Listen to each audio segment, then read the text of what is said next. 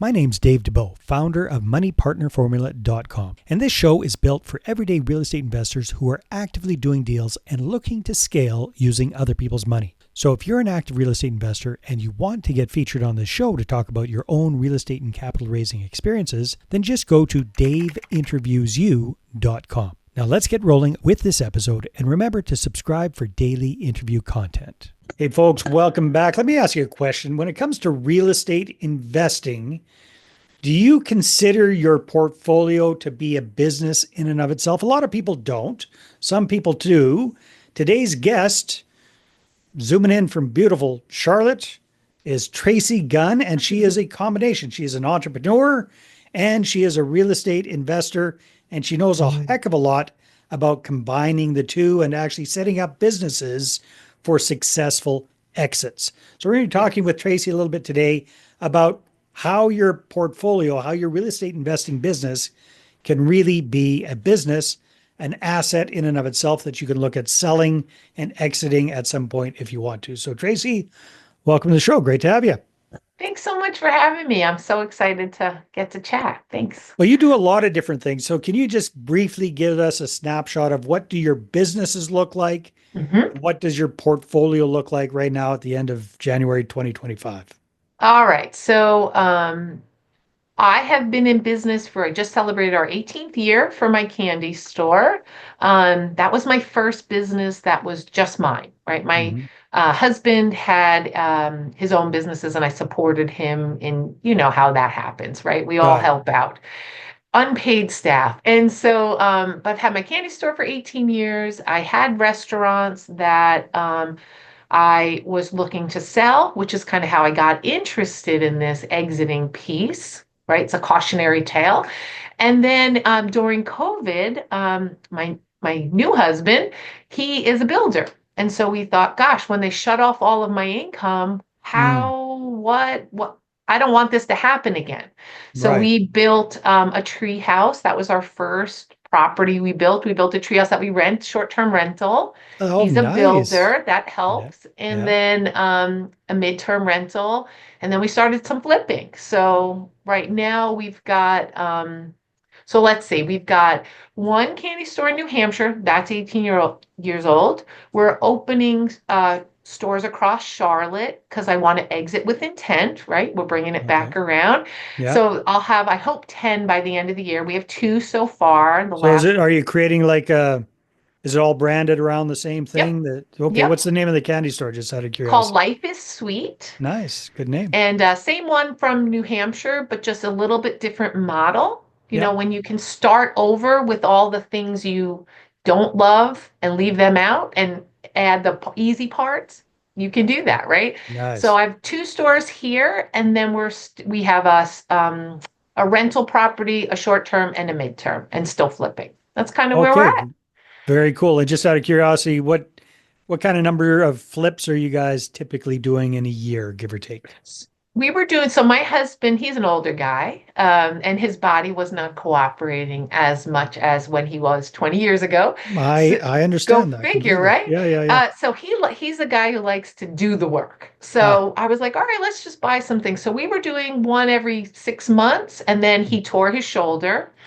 And so then he didn't really do anything. We just picked up our first flip in like a year and a half. okay. So we're So in he's the filling midst up of for it. that. He's a Yeah. hands-on kind of guy. Got He it. does not want to watch Zoom. He does not want to be on podcasts. He just wants to go build stuff. So that's what we let him do. So we finally picked up one. We're doing that in Vermont.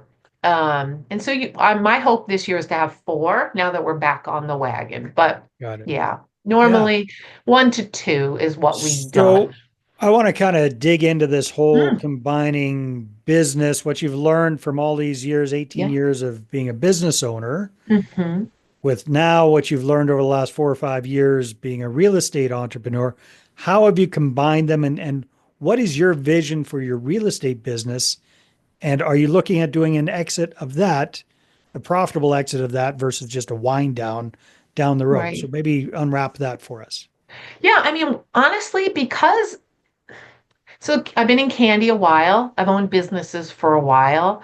You know, Yeah. I'm typical entrepreneur. I love shiny objects and I think that's normal, right? And I think I've created a life where I can explore all the new fun things. And getting into real estate has opened this huge can of shiny objects. Like it's a Yeah. whole closet full of them because you could do wholesale and flipping and sub to and like so there's so many different things that I'm exploring and trying. And funny story is that this was not supposed to be my project. This was supposed to be his project. I was Mhm. going to kind of oversee it and handle the business part. And so we had joined a couple communities, and he was like, "Here you go, you do it." And so that's kind of how I wound up I in, just want to swing the hammer and do to build yes, stuff. I Got wish, it. but right. So, but the great part is I'm meeting people and I'm expanding my thoughts. So when you have your business, it's really kind of you in it, unless you have a partner. Right, you might have staff, but it's really just you in survival mode, bootstrapping, figuring stuff out. And what I'm really like breaking my brain and learning is that real estate is not about bootstrapping and figuring it out. It's really about who you know and having the connections because everything you need is probably in the room, which is very different than running your own business. Hmm. And so for So a lot me, more that's cooperation is what I'm hearing. correct. And Yeah, again, you could potentially. have eight partners on a deal, right? One Hmm. brings the money, one does the earnest money, one the, like one brought the deal, one's like the closing, one's a TC, one like there's so much you can do. And you could have like so right now I'm on like a team of people, all newbies, and there's 17 of us, and we're all kind of working together on the project, which is very different than Which when you what own kind your of own project business. is this that you're 17 of you are So working on? it's called No One Left Behind, and it's just getting people their first deals, like getting Oh, them I to see. start Okay. the process, So right? it's So not actually a project you're working on. This is no, no, no, kind of I'm a training sorry. Yeah. program. So it's like, but it's a month-long challenge where we just kind of get all put together. And Got so it. I'm pulling leads and distributing the leads, right? And writing the LOIs and stuff. We have some people who are calling and following up. We have other people who are setting appointments. We have other people who are doing the closing. And then we have dispo on the end of that. So it's really interesting to see how everybody can kind of fit a need. We also have someone who's bringing money to the table. So which is fascinating, right? But that's not how it works. And like, if you start a candy store, that isn't, you don't have 17 partners. Yeah. That would be I mean, on some level, it'd be nice to not make all the decisions, but it would be a nightmare, right? It's just too many And the profits cooks. would be very, very skinny at the end Correct, of the day. Yeah. exactly. Yeah. And the goal of this is to get people moving, but also it's to weed out who's going to do the work and who's not, right? Yeah. Yeah. So out of those 17, you'll probably figure out there's three or four, maybe five people that you'd actually enjoy doing Working with, correct, and more keeping deals going with. with, right? And Yeah. keep Yeah. going.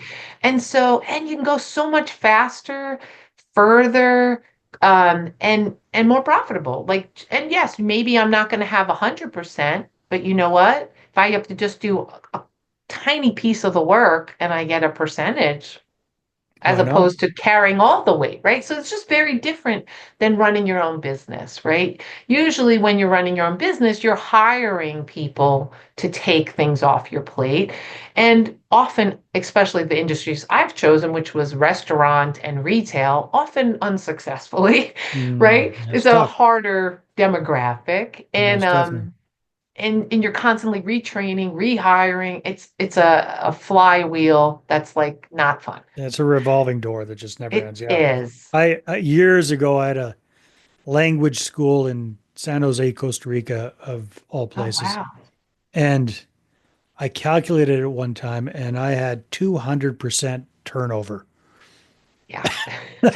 You Just know because when you notice they're, when you do the W-2s at the end of the year, you realize how many people have come and gone. yeah, Like, what do you exactly. mean I have 70 W-2s? Yeah, Like for exactly. my couple candy stores, like that seems like an extreme amount of but that's what happens. They Yeah, come, they go. exactly.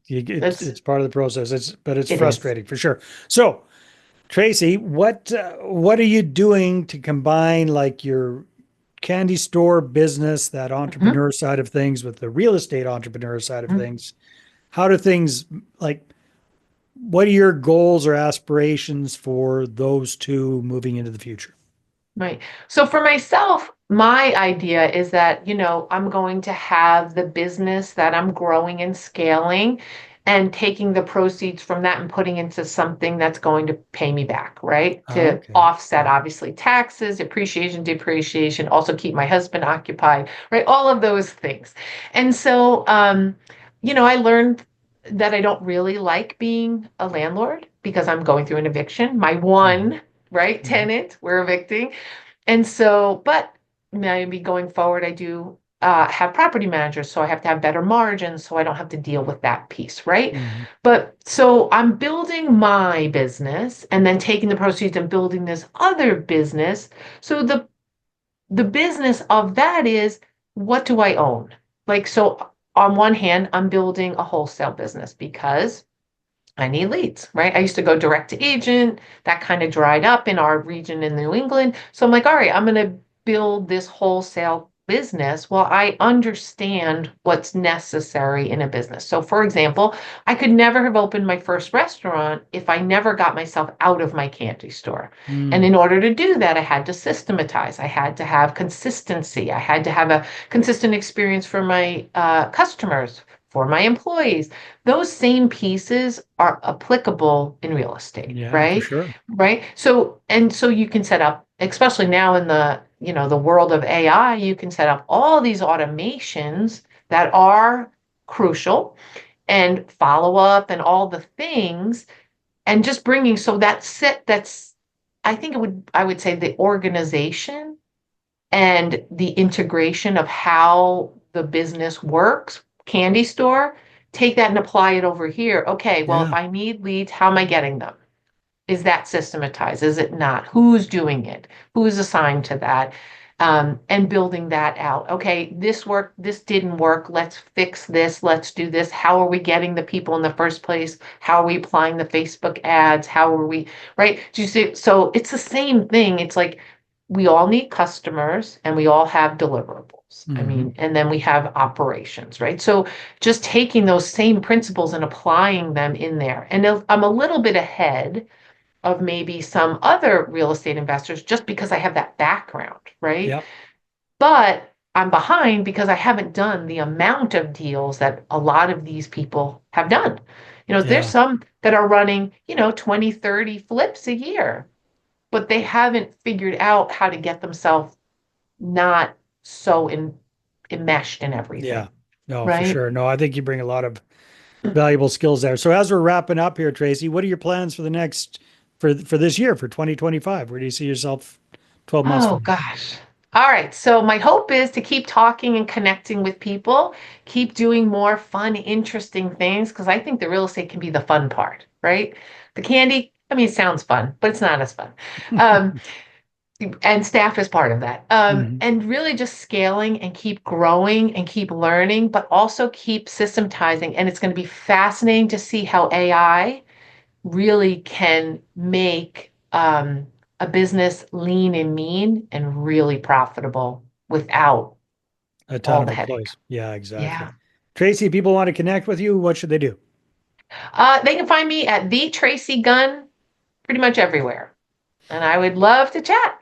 Awesome, Tracy. Thanks for being on the show. All right, everybody, take care, and we will see you on the next episode. Hey there, I really hope you enjoyed that episode. And as always, if you want to listen to more daily interview content, make sure you subscribe. And if you're an active real estate investor and you're doing deals and you'd like to get featured on this show, then just head over to daveinterviewyou.com. Now, at moneypartnerformula.com, we help real estate investors to create a process for predictably getting capital so they can do more deals without relying on hard money lenders or the banks. We do this by building them a private capital marketing system. Now, if you want help turning yourself into a big money capital attraction machine, then book a call with our team to see how we can help. Just visit moneypartnerformula.com to find out more. All right, take care, and we'll see you on the next interview.